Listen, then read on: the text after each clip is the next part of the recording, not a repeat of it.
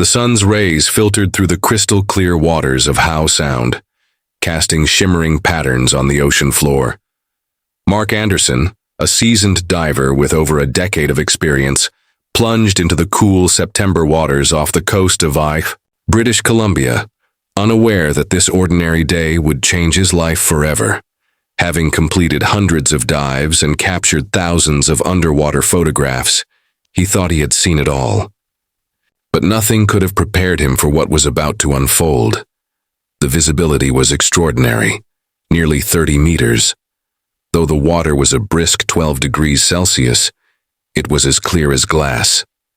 Mark swam leisurely through the lush kelp forests, his camera trained on the vibrant sea stars scattered across the rocky seabed. His focus shifted to a small cluster of sea cucumbers, and he moved in for a closer shot. That's when he felt it, a subtle but distinct shift in the waters. Movement. Something large was nearby. Mark turned slowly, expecting to spot a curious harbor seal or perhaps even a young orca, both common in these waters. But what he saw left him utterly stunned. Just a few meters away, a juvenile humpback whale, no more than 4 meters long, hovered in the water, its movements oddly erratic. Unlike the graceful fluid motions typical of these majestic creatures, the calf's behavior was unusual. It moved in short, jerky bursts, casting frequent glances toward Mark, as if ensuring he was watching. Its large, dark eyes held an expression that sent a shiver down his spine, an odd mixture of worry and an unmistakable plea for help.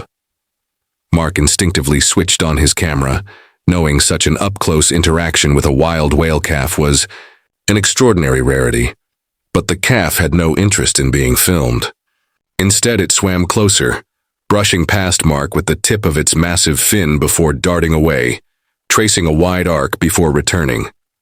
The pattern repeated multiple times, and with each pass, the urgency in the calf's movements became more apparent. It wasn't simply curious, it was trying to communicate. On the 5th or 6th pass, the young whale abruptly changed course and swam away with purpose. After covering about 20 meters, it turned back, waiting expectantly as if urging Mark to follow. He hesitated.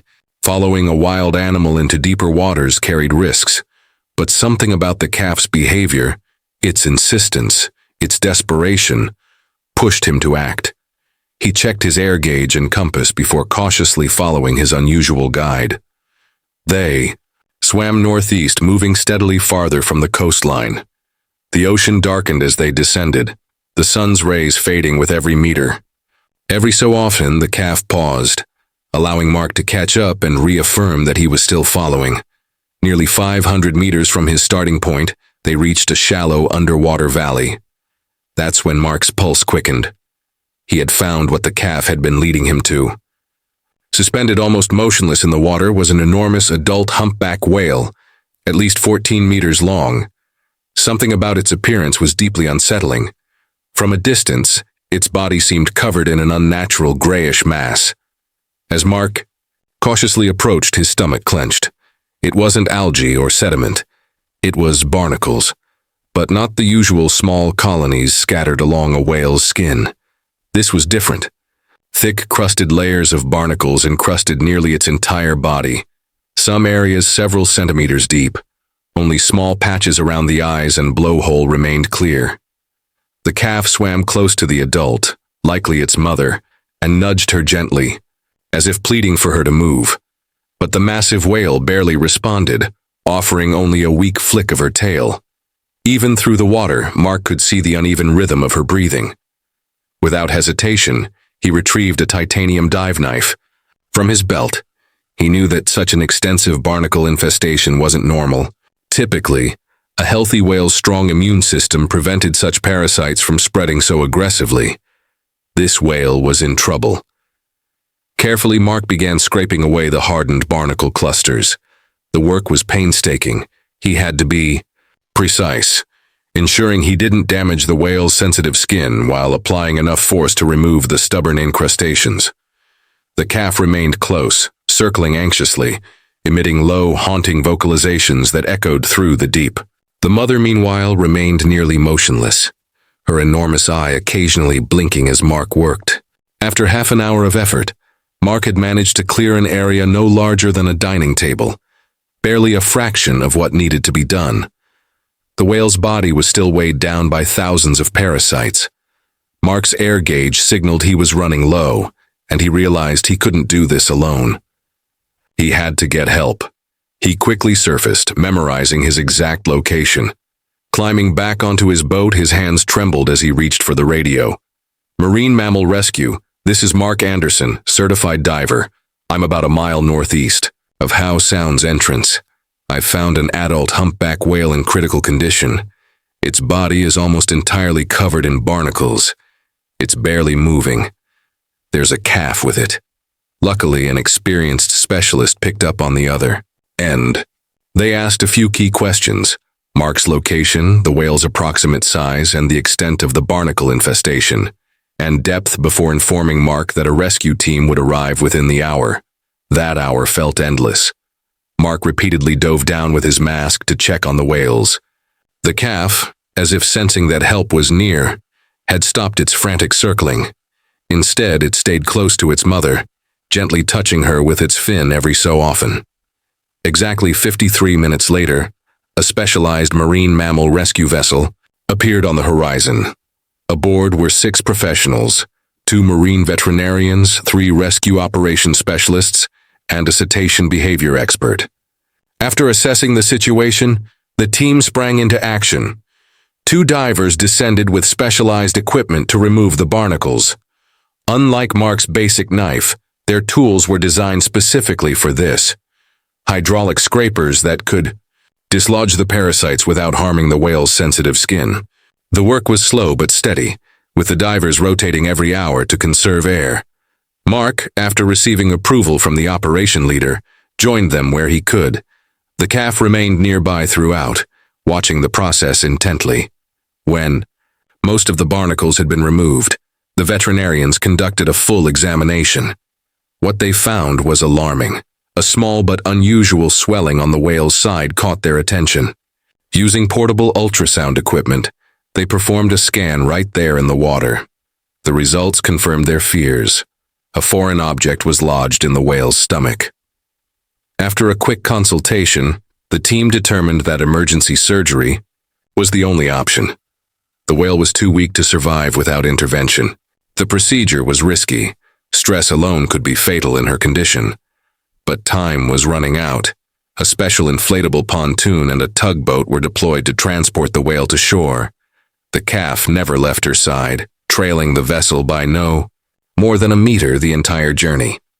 At the rehabilitation center, the veterinary team immediately began surgery. What they extracted from the whale's stomach was shocking.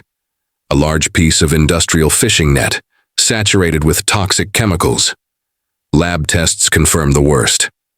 The net had been treated with an illegal anti-fouling compound, including tributyltin, one of the most harmful pollutants in the ocean. "This is a chemical time bomb," said Dr. Chen, the lead veterinarian, as he showed Mark the lab results.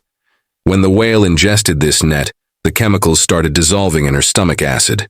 The toxins seeped into her bloodstream, accumulating in her fat reserves and poisoning her entire system. The monitors displayed the extent of the damage. The whale's liver was nearly twice its normal size, inflamed and struggling to process the toxins. Her kidneys were failing under the burden. Her immune system had almost shut down, hence the uncontrolled barnacle infestation. She had maybe 3 or 4 days left, Dr. Chen added gravely. Her muscles were partially paralyzed. Without the calf's intelligence and your quick action, we would have lost both of them. Mark examined the net under a microscope. Under the lab lights, tiny crystals of toxic compounds gleamed within the synthetic fibers.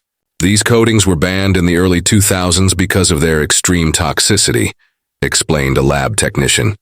But some manufacturers still use them, especially in regions with weaker environmental laws. Over the next 3 weeks, the mother whale and her calf remained under close observation in a rehabilitation pool. Mark visited regularly, documenting their progress and assisting with their care. Slowly, the adult whale began to recover. Her wounds healed, her toxin levels dropped, and her appetite returned. Through it all, The calf never left her side. The rescue center's staff marveled at his devotion and intelligence.